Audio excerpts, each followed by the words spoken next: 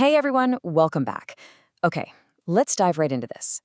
Today's explainer is a really deep dive breakdown of a super profound yet incredibly grounded philosophical statement.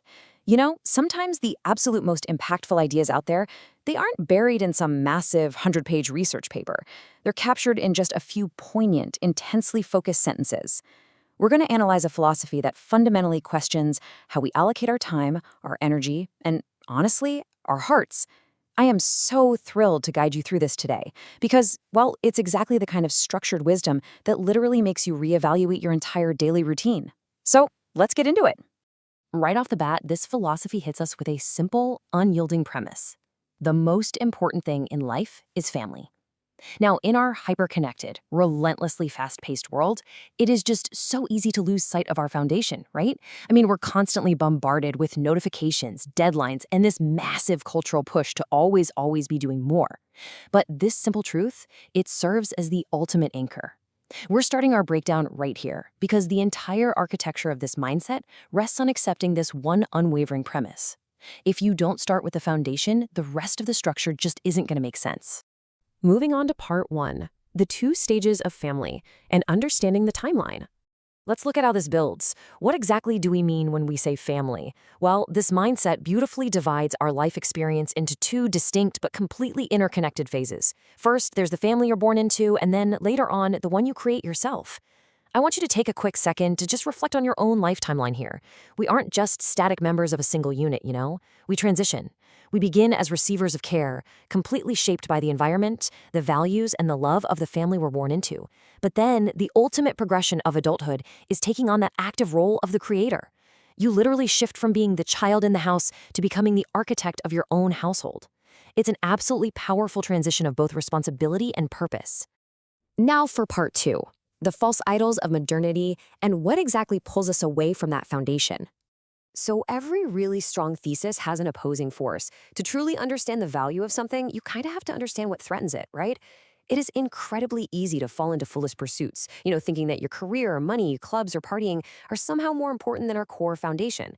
These are our modern, superficial distractions. But just look at the stark contrast here. On one hand, you have the lifelong, enduring structure of a family. On the other, you have things that are totally fleeting. Think about it. A career can end. Money absolutely comes and goes. Clubs and partying, they're just momentary escapes. Prioritizing these temporary, momentary pursuits over our foundational relationships is, according to this philosophy, quite literally foolish.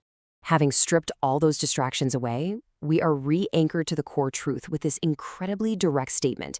Nothing can be more important than your family, your children, your beloved wife. There is absolutely zero ambiguity here. It's an unwavering call to action. This philosophy is directly challenging us to place these specific human connections, your children, your partner, at the absolute top of the hierarchy. It's a massive reminder that while the modern world demands our attention in literally 1,000 different directions, our ultimate loyalty and our primary focus belong right here. Which brings us to part three, the cold reality of success, where we deconstruct these superficial wins. And this brilliantly illustrates the emotional core of this entire philosophy. I mean, it's one thing to just say family is important, but let's actually deconstruct the specific emotional failures of superficial success to see what happens when you choose the alternatives. Just look at the poetic symmetry here as these pursuits map to their cold realities. A career won't wait for you at home.